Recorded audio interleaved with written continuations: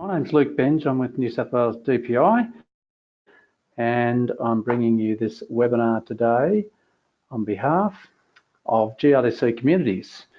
Two parts of GRDC Communities, crop nutrition and crop diseases. So we're covering today the tips, tricks and traps about filming, processing, editing, and then using this technology, the technology of immersive technologies, for project extension. Matthew Cox from Agriculture Victoria and Michael Moodie from Frontier Farming Systems, Immersive Ag. We're going to hear their experiences of 360-degree filming. Matt Cox has been involved for many years with the Victorian Resources online website and has been involved in setting up 360 degrees footage of Agriculture Victoria's Smart Farm initiative. Michael Moodie is a farming systems RD&E consultant and has been using the 360-degree footage for a few years to further extend information presented at field days throughout the Mallee. Over to you, Matthew. Right, thank you very much, Luke. Thank you for the opportunity to have a chat to you and demonstrate some of the interactive ways we've been trying to. I should have mentioned my name's Matthew Cox from Agriculture Victoria, and introduce some of the ways that we've been using 360 panoramas and videos for enhanced communication and knowledge management. As you can see here, I'm presenting on behalf of my former boss, Mark Imhoff, who I've been working for 15 years. He recently took a couple of years long service leave, so he's left me with the opportunity to present this to you. So I hope I can do justice to his presentation. So in about 2009, we had a poster presentation that we used to put up in conferences, and it was soil and landscape assessment in the Upper Betbet Creek. And you know, the Upper Betbet Creek in Victoria is a little bit away from the general populous areas, so it takes a little while to get up there. And we're finding that we were spending the majority of these days traveling to these sites and then trying to rush through what we needed to present and then rushing back home again. And we felt that you know, we weren't getting the most out of those trips. So we had seen some other examples of using 360-degree panoramas to disseminate information, knowledge and information. And we thought that we could potentially use that idea to replace this poster presentation. So we developed a concept of a virtual poster. And the URL for that virtual poster is there at the bottom of the screen and in the chat notes. So if you wanted to have a look at that a little bit later at your own time, there's a fair bit of information on there about that area. So the reason that we you know, one of the reasons we did this, we decided to carry out a bit of a research project about this, and we split a group of students up. From memory, it's about seven students in each category, and we actually took the 7 students to the we showed the virtual poster to 7 students and got them to familiarize themselves with the Upper Betbet Creek and all the information that we had on the website. And then we took the full group up to the Betbet and asked some questions at the end of the trip to find out which group had absorbed the most information. And it was pretty clear to us that those people that had seen the virtual poster had a far better understanding. So it kind of gave us to this idea that we could you know, extend the 360 panorama solution out to other topic areas that we had on Victorian Resources Online at that time. So in kind of 2011, I think I've been checking my notes earlier today, I think it was a little bit before then, we used to go out to country Victoria with a regular instant camera and a tripod, and we took around 200 photos. We stitch those together using some software and publish these online. Now, to take 200 photos and stitch them together, it was quite a laborious and time-consuming process. It sometimes take up to about an hour for each one of the 360 panoramas to be joined together. And we had quite a lot of problems with parallaxing, which is where you're trying to stitch together two images that don't match up, and that's a common mistake when you're starting out doing 360 panoramas, that you try and carry out this work without the right equipment. So a couple of years ago, we actually invested in a zero nodal tripod head and a digital SLR camera, and we've managed to get the workflow down from 200 shots to 4 photos, and we do those at we take high dynamic range photos and then pull all those photos together to give an example of the equirectangular image below that shows that there's no parallaxing. So in a parallax image, you'd see the handrails would all be, there'd be lots and lots of handrails where it didn't really stitch them together very well. So using the new tripod head and digital SLR, we can take photos, a panoramic photo in about 4 or 5 minutes, and it takes about 15 minutes to stitch them together, and you get some really great results. So some of the examples of how we've used panoramas or 360 panoramas, immersive experiences, to explain the soil landscape units in Victoria. So again, these are places throughout Victoria that are, reasonably remote, not as remote as they could be, but it does take a little bit of time to get there. So we go out there and we take the panoramic photographs and we embed information products inside these panoramas. Now, I'll let you, if you want, have a look at that example here of the Mafra map. Just on the right hand side, you can see a gentleman, there's a video, he's explaining the channel of an old stream there, and that's a good colleague of ours, Ian Sargent. And unfortunately, Ian passed away a couple of years ago after a long illness, and he gave his life to mapping landform units throughout Victoria, and we were lucky enough to spend some time with him. So we went out and videoed him in the landscape that he loved and characterized, and things could have been done a lot better given the technologies that we know now, but we were able to capture a bit of a legacy for Ian.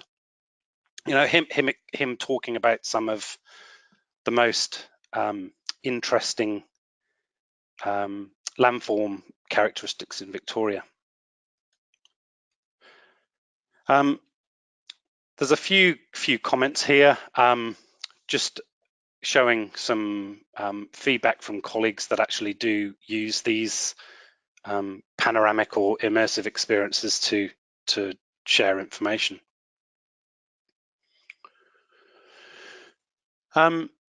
Another URL there to look at if you want to is we captured a number of long-term trials throughout Victoria. So these are scientific experiments, some of them that have been going on for quite a number of years, and capturing the scientific results from those experiments, some of the characterizations of the soil and some other information products about those.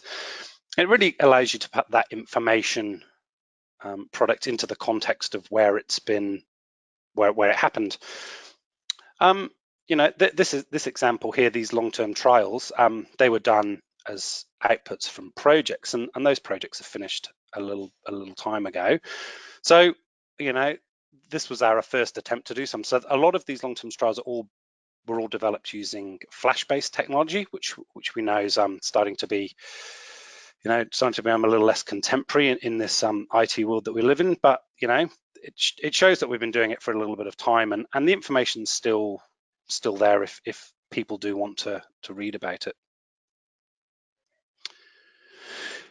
Now, more recently, kind of in the last 12 to 18 months, we are creating virtual smart farm experiences across Victoria. So in agriculture research, we have some smart farms scattered across the state, right from Horsham in one side of the state, right across to Ellenbank and Gippsland on the other side of the state. And it does take a little bit of time to travel that distance.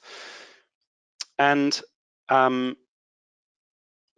the virtual smart farm experience that we've created, unfortunately, it's an internal product, so it's like an intranet for internal AVR staff. This shows some of the more recent techniques that we're using with high dynamic range videos and information products. And we're finding it a very good way of showing things that are happening across the state from the place where we're demonstrating. In the top right-hand corner, you can see a TV screen. That's me on the left-hand side, and I'm actually showing an example of the virtual smart farms experience to deputy secretaries in the department. You know, and we wouldn't have had the opportunity to do that if we hadn't created this virtual experience. So I'm just going to zoom across to this screen. Hopefully it works. So I just wanted to show you an example, a live example of this. So this is taken at Atatura Smart Farm. It's taken from the roof of a comms unit. It's a shipping container that you can climb up the side, and it allows us to take some photos from a little bit higher up. And you can get some reasonably good photos. As you can see, you know, it might be moving a little bit quickly. I'll just wait for you to catch up. But where I'm showing you on the ground, that's where the tripod and camera is. So the software and hardware that we're using, you can actually erase any bits of me or any bits of the horizon that you don't want to see. So we can even get up to a point where I can, you know, was able to replace the tin on the top of that roof.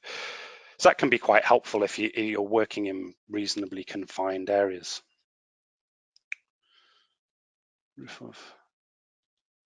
Must have PowerPoint open twice. So we're finding this virtual smart farm experience, you know, quite an immersive way of showing examples of places of Victoria that you can't get to, and that's how we're finding it to be very useful, that you can show things that people can't get to or not allowed to get to.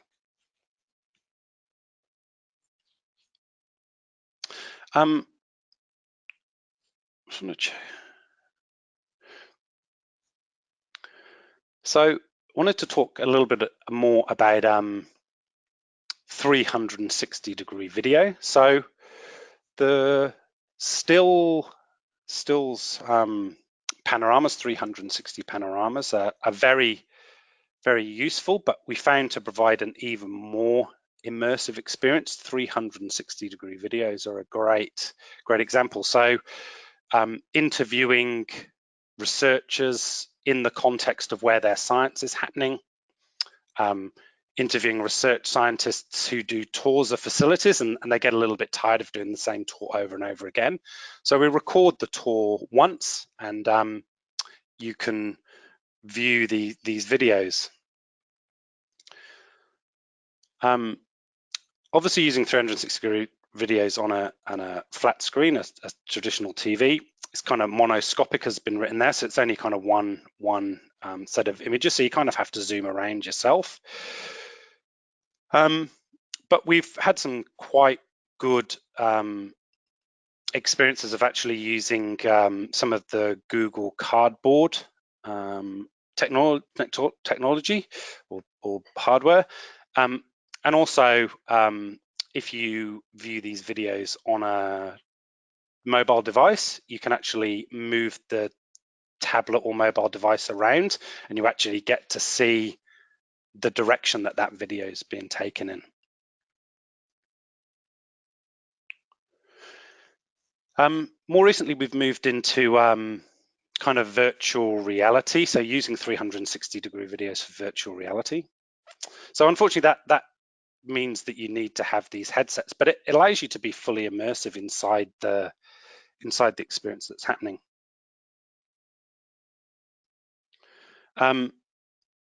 The colleague that you can see on that screen actually runs one of the research facilities in Victoria, and we actually interviewed him, and he was able to do a few takes, and we got some quite good results with using these experiences. Now it's not for everybody. I find sometimes if you spend quite a lot of time inside these headsets, it's not a particularly comfortable experience, but for short amounts of time, like a few minutes, I find them a very good way of communicating something that you perhaps wouldn't be able to show.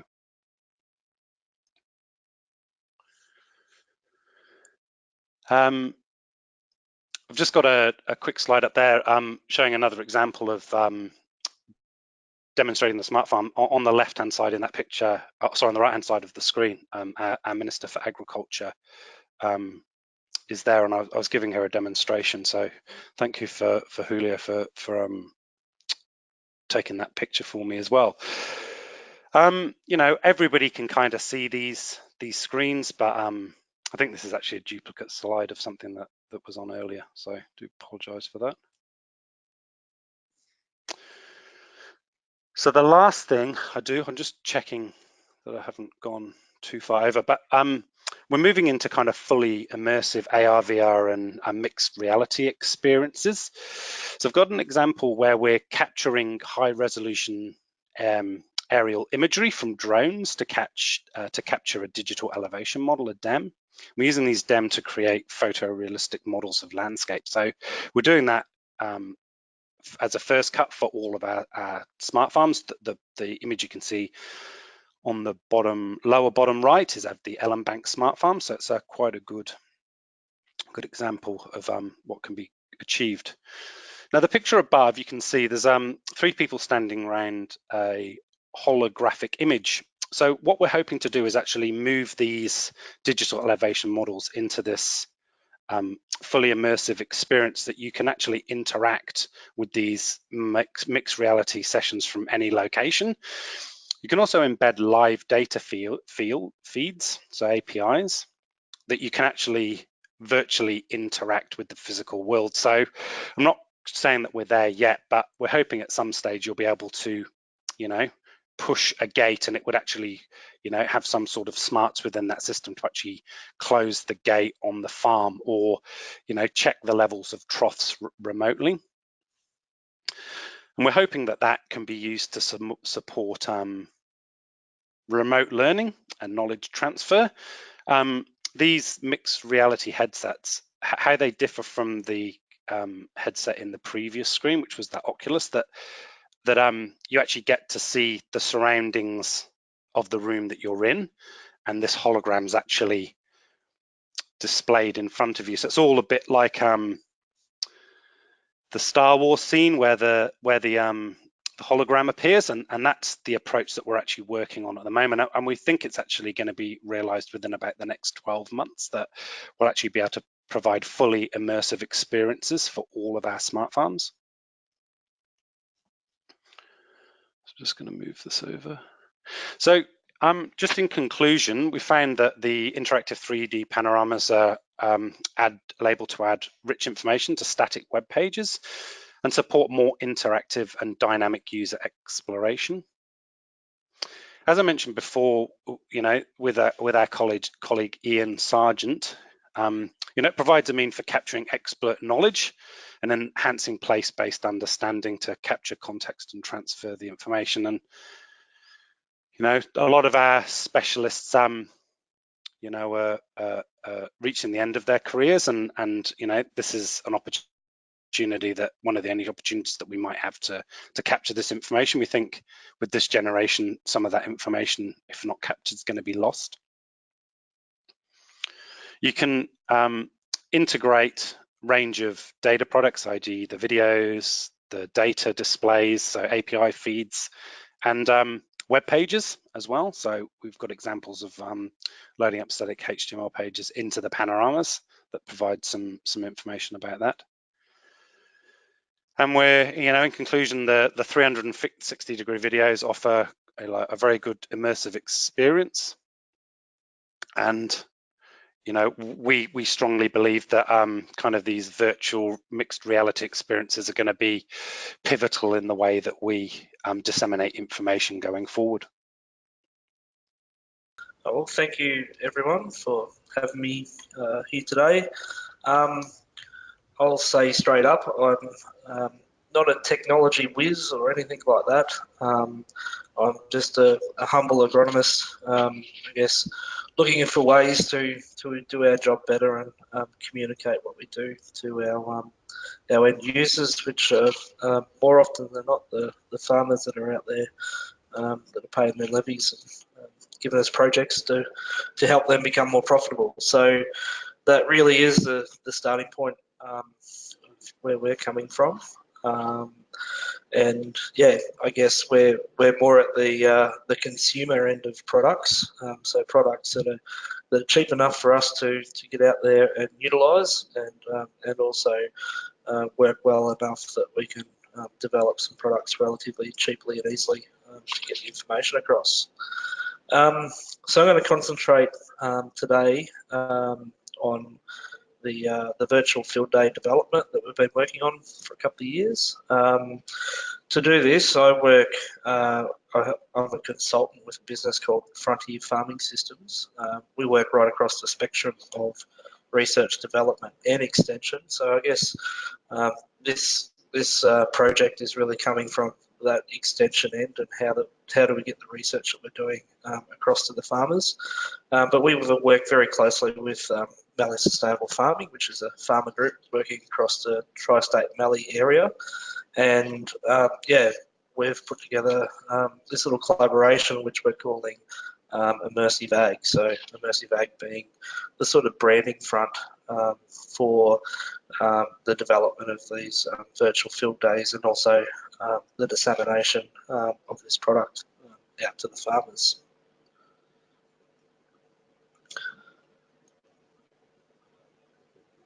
So how did this sort of come about, or how did we get involved in this? The fundamental question, I suppose, is the traditional way of extending our information to growers relied a lot on basically their presence and also communication of our trials at field days. I guess working with Mallee Sustainable Farming would run in excess of 10 different events across the region in any given year. But over time, we're finding farmers becoming much more poorer to physically attend these events, and so we've been thinking for quite a while, what are the other ways that we can actually reach farmers when they do have time? And I guess one of my thoughts was farmers these days are very automated in their what they're doing at the farming level. Perhaps one of the opportunities is actually to be able to get the information to them while they're sitting in the tractor. Most of our guys are farming very large paddocks. They're using auto steer and technology to do a lot of the work for them, and a lot of the farmers I know are spending a hell of a lot of time on Twitter and other things, which is demonstrating they got lots of time available within the tractor cab, not so much a lot of time available to be spending days at a time looking at all the trials that we do, and also because we're covering a very large region as well. You could never ever give that trial experience to every farmer within the region. You're really just targeting the local people in the vicinity of the research that you're doing.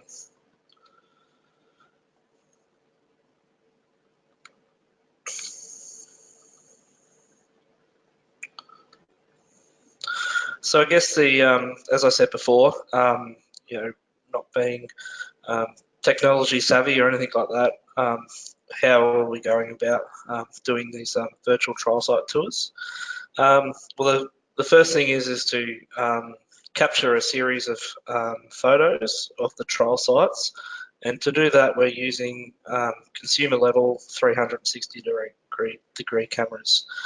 So these cameras, as opposed to, I guess, the process that Matt was doing, which may give a higher quality result, we got, one-click cameras that have a lens on each side, and basically you take that camera out to where you want to take a photograph, hook it up to your via Bluetooth to your phone, and you can operate that camera remotely to take pictures. So we're going within trials to each end of the plot and taking a picture. Sometimes we might even go into the plot and take a picture there.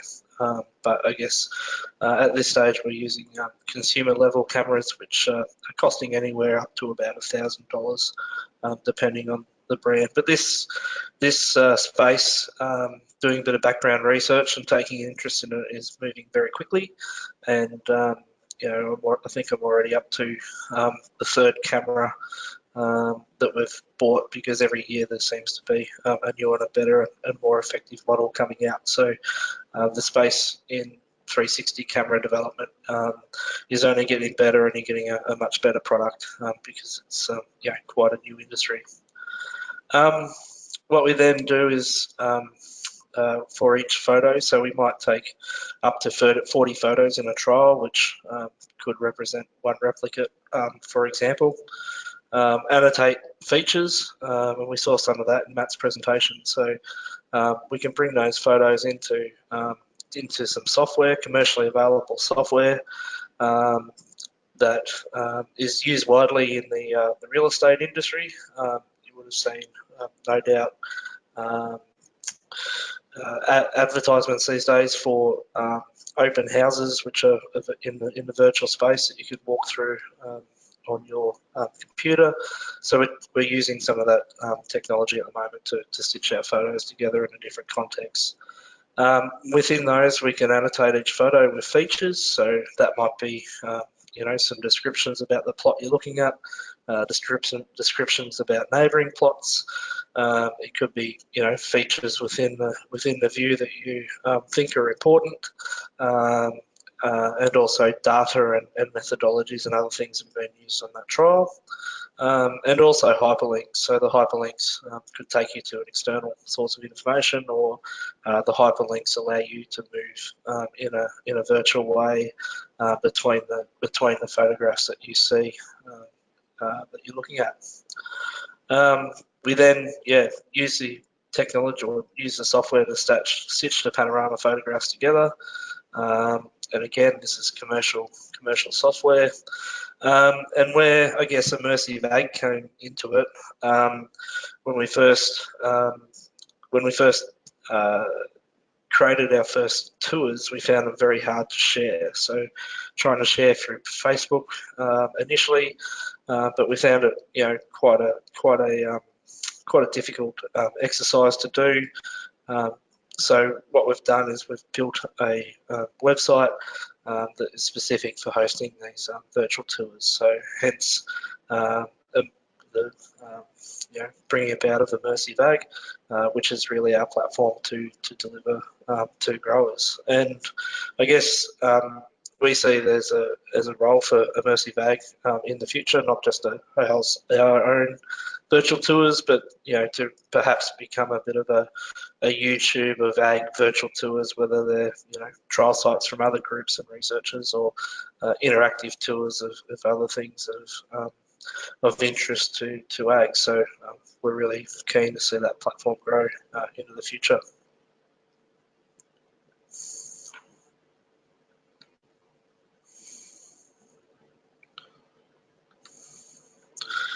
So there's a few challenges that we're currently wrestling with to improve the process of bringing these virtual tours about.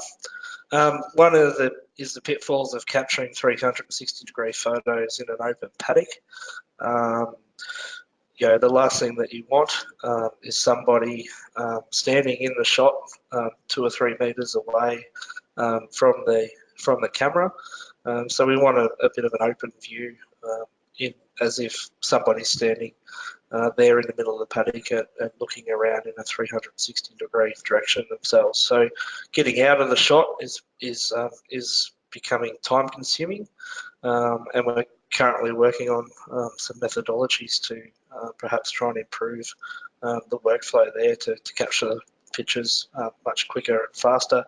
At the moment, we're parking a vehicle some way away, out of the view, and walking to and from the tripod to move it each time. So that takes up a bit of time.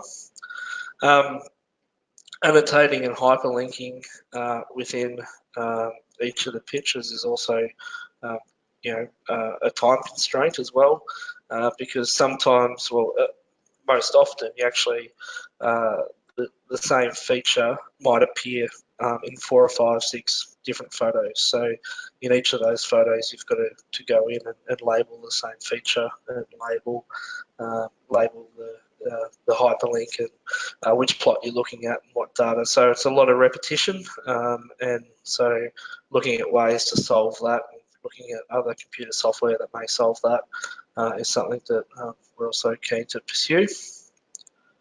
And I guess this time consumption at the moment is limiting the number of plots. So having a lot of detail within the tour is limiting the number of plots. So at the moment, we might just focus on one replicate. But I guess if we can either find a way to speed up how we add the detail in or reduce the need for detail within the tour, then we can actually stitch more photos together and have more complete virtual tours of our trial sites. So some of the opportunities, I suppose, in virtual tour development to improve the process, but also improve the product. We've done not just trial sites, but we're focused on doing a bit of a collection of a whole array of different tours that might be of interest to people. So we've dug some soil pits, collected some data from the soil pits, and also put those in a 360 tour to give that immersive experience. We've also coupled that up with some of the landscape stuff, as you've seen with Matt's presentation before, giving the user a feel for not only what's underground but also above ground. We've looked at some 360 video with machinery and machinery operations, and put some videos together mounting the camera on a deep ripping machinery at the start of the year. We've used it to look at some on-farm NRM and document on-farm NRM issues. One that's specific to the Mallee is dune seepage and salinity. So using the 360 photos to show the landscape and also the breakout points of salinity. We're currently developing some tours of stock containment areas, given there's parts of our region in very severe drought currently. People are looking to have better options to feed livestock and conserve paddocks. So we're currently busily developing up some 360 tours of containment feedlots that people have done well. And also there's lots of opportunities, I think, in education and awareness, which we've seen plenty of examples of those in the past as well. Another opportunity I feel strongly about is I think there's a market for 360 virtual tour development in trial site quality assurance, and a lot of projects these days are requiring collaboration, even at a national level. Quite often, the research scientist that might be in charge of a project may be based several thousand kilometres away. So I see putting together these virtual tours of the trial sites is a good market there for those research scientists to not only document but have a great resource to go back to when they're trying to analyse and write up their results. And even from a funding organisation, they may be a great resource to actually document that the research has been done to a high quality level and have a record of that's tangible. The opportunities, as I discussed before, trying to overcome some of those time constraints. So we're currently looking at capturing the photographs aerially with drones. I've also tried in the past mounting a 360 camera on a remote controlled car and driving that through the trials to try and capture the photos without being in the shot, and that was to the amusement of my wife when she saw the invoice for a remote controlled car from eBay. But got to try these things. And one of the areas I'm quite interested in pursuing is 360 versus three-dimensional. So I guess with 360, what we have is we have a two-dimensional photograph that we can look around in a 360 sphere. But 3D, which is three-dimensional, is another level again.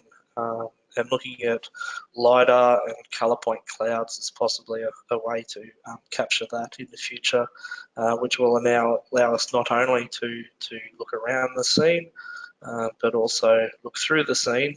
I see some great opportunities with that technology, and with autonomous cars being such a focus in R&D at the moment. That's very similar technology that's required in that industry. So we're seeing sensors becoming cheaper for that type of application. So just to finish off, I thought I'd give you a bit of an example by going through Immersive Ag and looking at a tour that we have developed recently.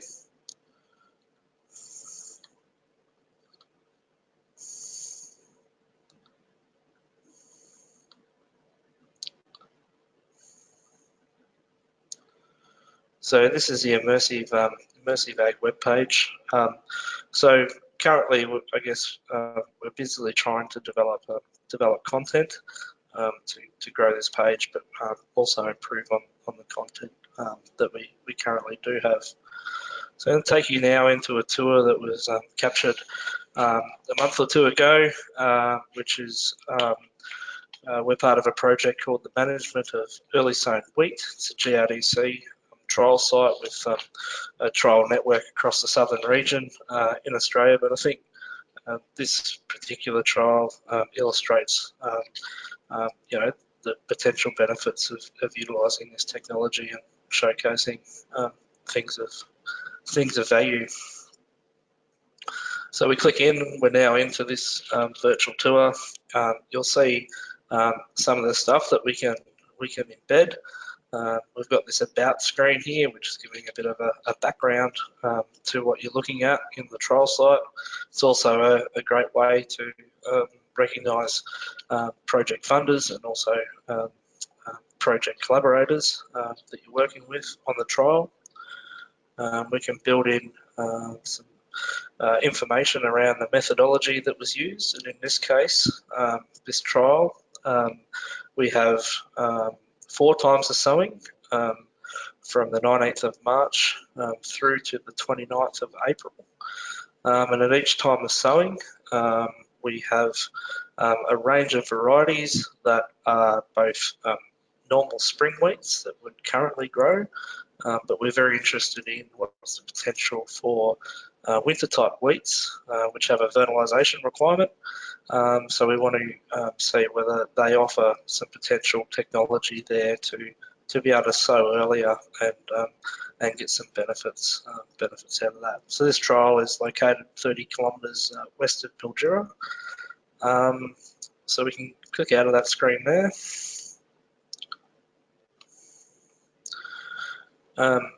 And what we can do is we've got a trial map here. Allows us to look at a bit of a planned view of what we're going to look at in this trial. So I want to go to time of sowing 4 and look at the variety Cutlass. So time of sowing 4 was in our normal sowing window. This trial was captured in this virtual tour was captured in July, so during the growing season. And what we're really after is to show, we're looking for wheats that can be sown early, but also flower within their optimum flowering window. So if you see any varieties that are currently flowering or have their head emerge currently, this is way too early and really not applicable for this region. So cutlass in time of sowing 4, you can still see just at the end of the vegetative phase there, and which is what we'd expect. So cutlass being a mid-spring wheat currently grown within the region. If we click down to the next plot on, what we have is a newly released variety called Longsword.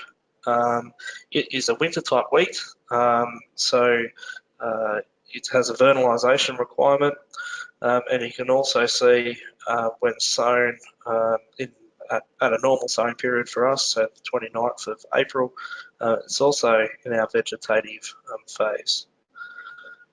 If we look to the right, we can see a plot here that's clearly not in a vegetative phase. It's got its head out and well into the reproductive phase of its development. So this is Scepter. This is Scepter sown on time of sowing 1, which is the middle of March. And you can see this is way too quick for our environment, and it's likely that this plot isn't going to come to any yield. It's going to be subject to frost and not yield very well.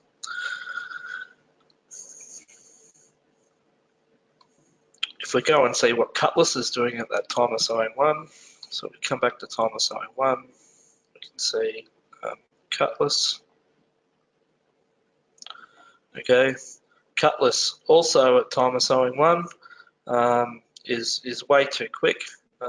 It's around that head emergence stage in July, so again it's going to be frosted and probably not yield very well.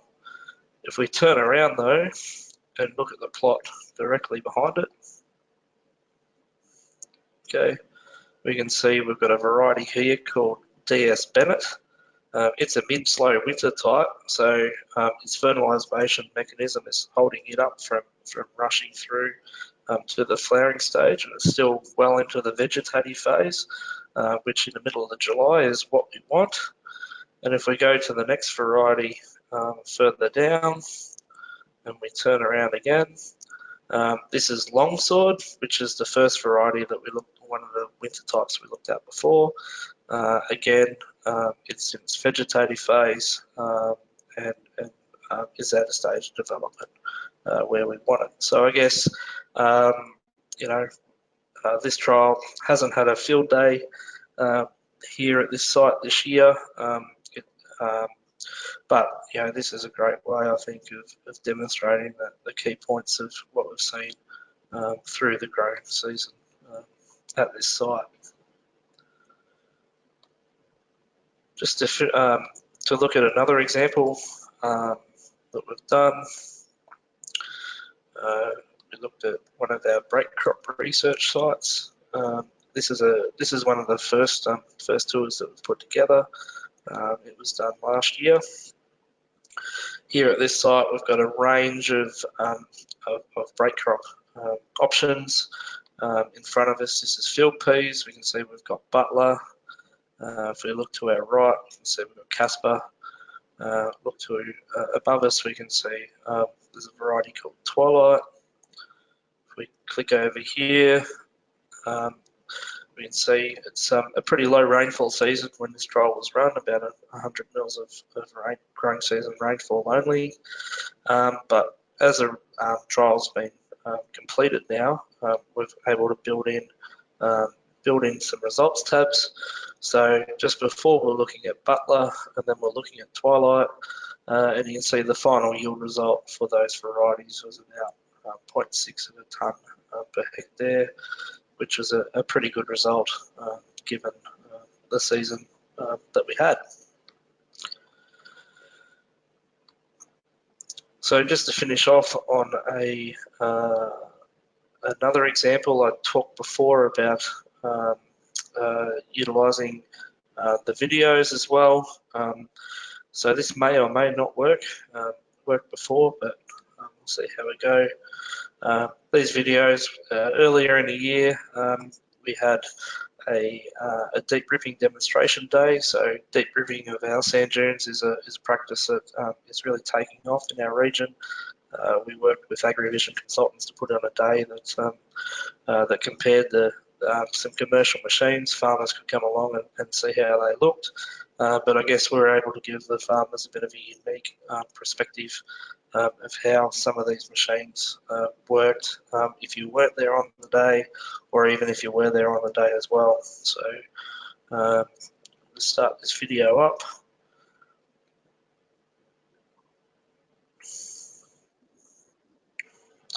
So I guess the real benefit here is being able to create your own view of what you're interested at. So here we have the camera mounted underneath the machine. That's not a view that you can have even if you're at the field day. Some of the things that farmers are really interested in are the level of soil disturbance, and also trash flow handling might be good considerations to think about. So we can have a look under this machine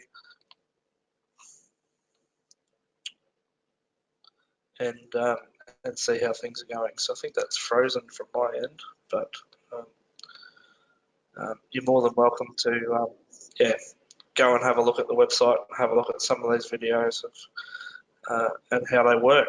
So just another idea, I suppose, of how the 360 cameras can help generate some content that we don't usually deal with.